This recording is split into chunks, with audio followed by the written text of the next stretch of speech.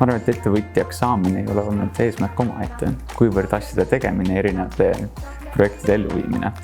Et kui tagantjärgi hakkasin ka mõtlema, et mitmes projekt on Veriff, siis see on tegelikult 12 ettevõtmine. Et selleks, et tööalaselt oma ambitsiooni Eestis täita, me peaks igat eestlast 2 korda päevas klientima. Ilmselgelt see ei ole võimalik, seepärast tuleb reisida ja olla klientide kõrval. Ma naudin väga, kui on nagu tormine ilm, minna merele ja surfata. Ja see on nagu minu üks suurim hobi olnud. Kaarel Kotkas on oma sportliku hobi äriks teinud. Ehk siis tema see näotuvastuse ettevõte on lohe ja surf nagu kõik need, mida me näeme seal mere peal. Ehk siis see on üliraske valdkond. Ta võistleb tegelikult Google'i ja teiste suurtega ja on saanud suuri rahvusvahelisi kliente oma näotuvastuse tarkvara kasutama.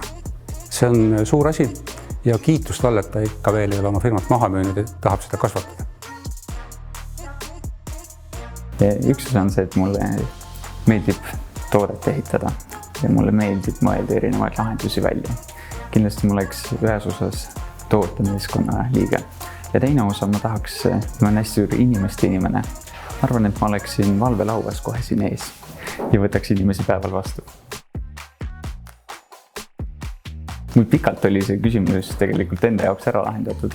Terve elu tahtsin saada arstiks, aga elus on nii, et sul on alati plaani vaja. Kui on plaan, siis saab minna plaan untsu, kui ei ole plaan, läheb kõik untsu. Et torel tahtsin hästi pikalt saada arstiks, aga siis ettevõtmised kasvasid suuremaks võiks mingi hetk ja see jäi ära. Aga kindlasti meditsiinisektor on see, mis mulle väga meeldib. Ja kunagi mitte küll enam arstina, kui siis ettevõtjana lähen sinna valdkonda tagasi, ma arvan, kui suureks seda. Kui on nagu oluliselt targemad, kihvtimad inimesed koos ja kui sa tahad ehitada globaalset ettevõtet, on sul vaja inimesi üle terve maailma, et üheskoos ühiste eesmärkide nimel tegutseda. Seega arvan, et kõik algab õigete inimeste leidmisest ja nende usaldamisest. Mina ei taha seda, et Veriff oleks terve elu minu näoga, aga mulle meeldib see, et mul on võimalus valida, kelle näoga Veriff mingis konkreetses valdkonnas on.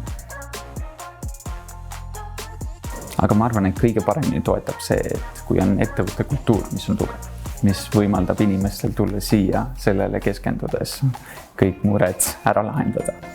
Et see kõik algab ettevõtte kultuurist, kus inimesed vaatamata sellest, kus nad pärit on, tunneksid end siin hästi jõutuna. Hiidlaste kohta räägitakse, et hiidlastel on omane jonn ja töökus, sest Kivisel saarel muud moodi ei olnud võimalik ellu jääda. Kaarli puhul ma seda väga usun. Tegelikult peaks guugeldama, kui palju riike üldse maailmas on. Sest et kui 190 riigis on Veriffi kaudu isiku tuvastamine ühel või teisel määral võimalik, et mitu riiki veel minna on. Et võiks guugeldada. Ma olen loomult hästi kärsitav, väga kärsitav. Kui tulin Tallinnasse 9. klassil, kõige huvitavam teema oli see, et kodutööd ja kõik pidid tegema ja siis esimest korda kuulsin sõna viitsima. Ja mina ei teadnud, et mis see sõna viitsima tähendas enne. Ja siis kõik tegid nalja minu üle, et mis tähendab, et okei, ma ei viitsi seda teha. Ja siis ma hakkasin ka nagu tagantjärgi mõtlema, et miks ma seda ei teadnud. Sest minul oli tollal ka, et kui sa ei lähe nagu enne koolipäeva lauta loomadele heina viima või sa ei tee seda pärast päeva lõppu, siis kust nemad saavad oma toidu kätte. See oli nagu täiesti mõistetav asi, et ei olnud mitte kunagi niisugust olukorda kodus, kus sa ütled, et ma ei viitsi.